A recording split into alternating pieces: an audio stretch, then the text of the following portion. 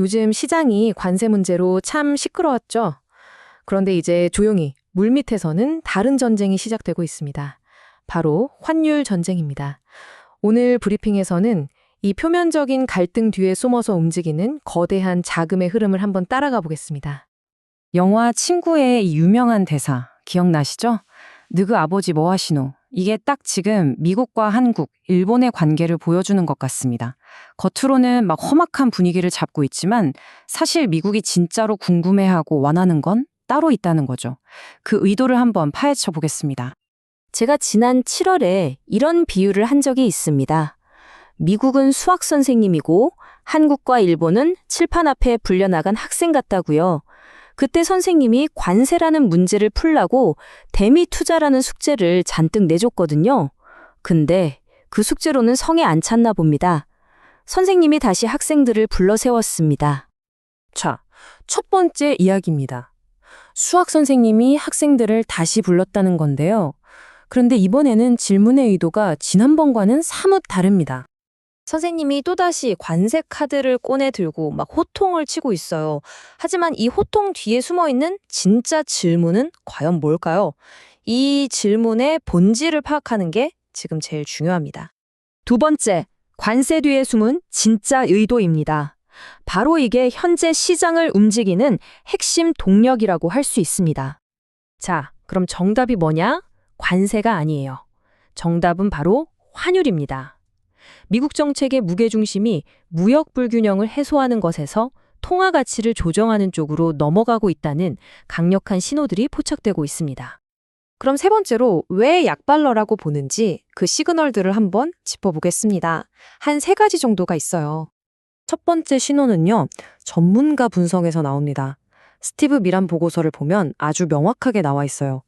세계 무역 재구조화의 다음 단계는 필연적으로 환율 조정이다. 이게 무슨 뜻이겠습니까? 관세 정책의 부작용을 이제 통화 정책으로 풀겠다는 얘기가 되는 거죠. 두 번째 증거는 그냥 말이 아니라 실제 데이터입니다. 보세요. 달러 인덱스가 벌써 96.2 아래로 떨어졌습니다. 이건 시장이 이미 약달러 쪽으로 움직이고 있다는 가장 확실한 증거라고 할 수 있죠. 그리고 세 번째 신호가 정말 재밌습니다. 바로 트럼프 대통령의 이 말 한마디예요. 달러가 아주 잘하고 있다. 여러분, 이게 무슨 뜻일까요? 이건 반대로 해석해야 합니다. 지금의 달러 약세 흐름을 미국 정부가 괜찮다고, 심지어는 우리가 원하던 바라고 인정하는 아주 강력한 정치적인 시그널인 겁니다. 이게 다 따로따로 일어난 일이 아니라는 게 중요해요. 한번 보세요. 지난 9월에 한국이랑 일본이 인위적으로 환율에 개입하지 말자 합의했죠? 이게 사실상 밑밥을 깐 거고요. 그 다음에 트럼프가 달러 좋다 발언을 하고 실제로 달러 인덱스가 떨어지고 이 모든 게 하나의 큰 그림을 그리고 있는 겁니다. 자, 그럼 네 번째. 이 흐름이 우리 국내 시장에는 대체 어떤 영향을 미칠까? 이게 제일 궁금하시죠? 저희는 이걸 과거 일본을 뒤흔들었던 제2의 플라자 합의 같은 효과가 나타날 수 있다고 보고 있습니다.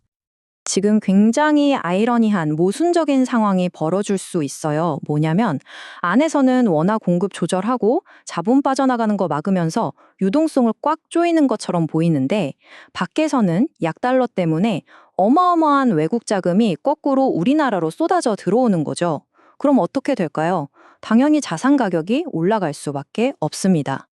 이 시나리오는 굉장히 명확해요. 먼저 미국이 약달러 정책을 씁니다. 그러면 외국인 자본이 원화가 오르겠구나 하고 베팅하면서 국내로 확 들어오겠죠?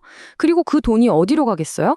결국 국내 자산 시장으로 흘러 들어가서 버블을 만들 수 있다는 겁니다. 이거 1985년 플라자 합의 때 일본이랑 우리나라가 겪었던 자산 시장 급등이랑 경로가 너무나 비슷해요. 자, 그럼 마지막 다섯 번째입니다.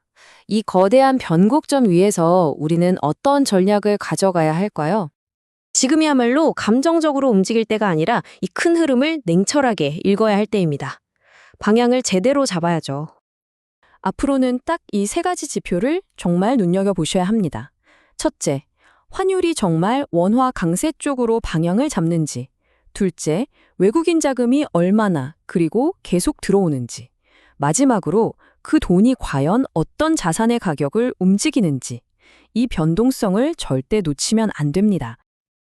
지금 우리가 어떤 길을 선택하느냐에 따라 앞으로의 결과는 정말 하늘과 땅 차이가 될 겁니다.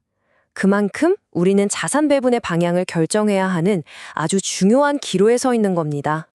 모두가 관세라는 공포의 벽만 쳐다보고 있을 때 그 뒤에서는 이미 거대한 환율의 파도가 밀려오고 있습니다. 이 파도를 기회로 만들지 아니면 위기로 맞이할지는 전적으로 지금 우리의 시선에 달려 있습니다. 시장의 진짜 흐름 절대로 놓치지 마시기 바랍니다.